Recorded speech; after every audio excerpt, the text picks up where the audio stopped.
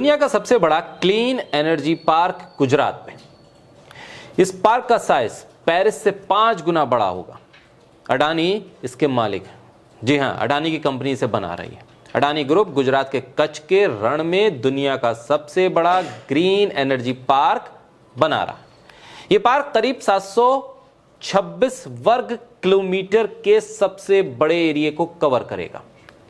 क्या आप जानते हैं कि ये जो एरिया है जहां पर ये ग्रीन एनर्जी पार्क बन रहा है वो पाकिस्तान के बॉर्डर से महज किलोमीटर की दूरी पर है, 1 किलोमीटर की दूरी पर। अंदाजा लगा सकते हैं कि कोई व्यापारिक गतिविधि और इतनी सेंसिटिव व्यापारिक गतिविधि इतनी बड़े प्रोजेक्ट के साथ पाकिस्तान की सीमा से महज 1 किलोमीटर की दूरी पर बन जाए। क्या हम अपने ऊर्जा तंत्र को अपने विरोधियों के सामने आसान शिकार बनाने की कोशिश कर रहे हैं? क्या सैन्य विशेषज्ञ जिन्होंने दशकों तक हमारे देश की रक्षा की केवल चुप होकर इसे देख रहे हैं? उनके दी गई गाइडलाइन को दरकिनार किया गया।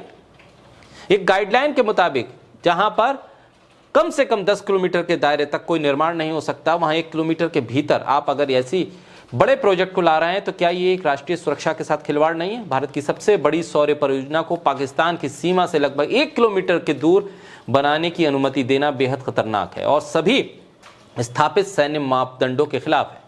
इस मुद्दे पर प्रियंका गांधी ने ट्वीट करके लिखा कि क्या प्रधानमंत्री जी के मित्र को देश के सारे संसाधन सौंपने का सिलसिला यहां तक पहुंच गया है कि सीमा सुरक्षा के नियम भी बदले जा रहे हैं।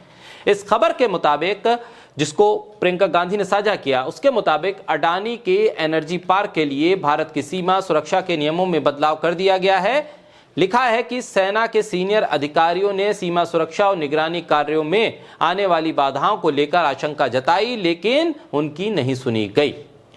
प्रियंका गांधी लिखती हैं कि प्रधानमंत्री के मित्र को सस्ती जमीन और व्यापारिक लाभ देने के लिए सेना की सुरक्षा जिम्मेदारियों को मुश्किल और संवेदनशील बनाया जा रहा है।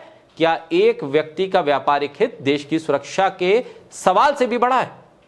हमारे राष्ट्रीय रक्षा प्रोटोकॉल पाकिस्तान की सीमा से 10 किलोमीटर दूर मौजूदा गांव और सड़कों से आगे किसी भी बड़े निर्माण की अनुमति नहीं देते।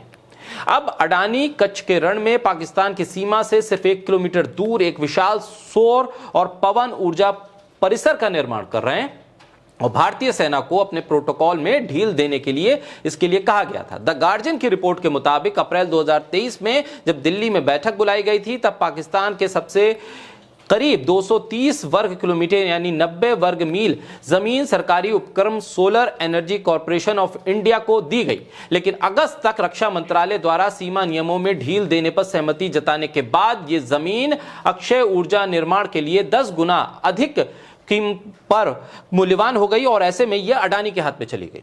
गुजरात सरकार की एक समिति ने, जिसका नेतृत्व खुद भाजपा के मुख्यमंत्री भूपेंद्र पटेल कर रहे थे उस वक्त, अगस्त में जमीन का आवंटन दोबारा किया। नई सरकारी संस्थाओं ने बोलियां लगाई, कई सारी उस पे संस्थाएं आई, लेकिन आखिरकार 190 वर्ग किलोमीटर के अतिरिक्त 255 किलोमीटर जमीन अडानी ग्रुप को दे दी गई, जो पहले ही पट्टे पर दी जा चुकी थी। बहरहाल अब यह अडानी के हाथ में है, लेकिन सवाल यह है कि देश की सुरक्षा किसके हाथ में है? सुरक्षा के नियमों में क्या ढील दी गई, और अगर दी गई है तो इस पर किस किस की मोहर लगी है? यह सबसे बड़ा सवाल है।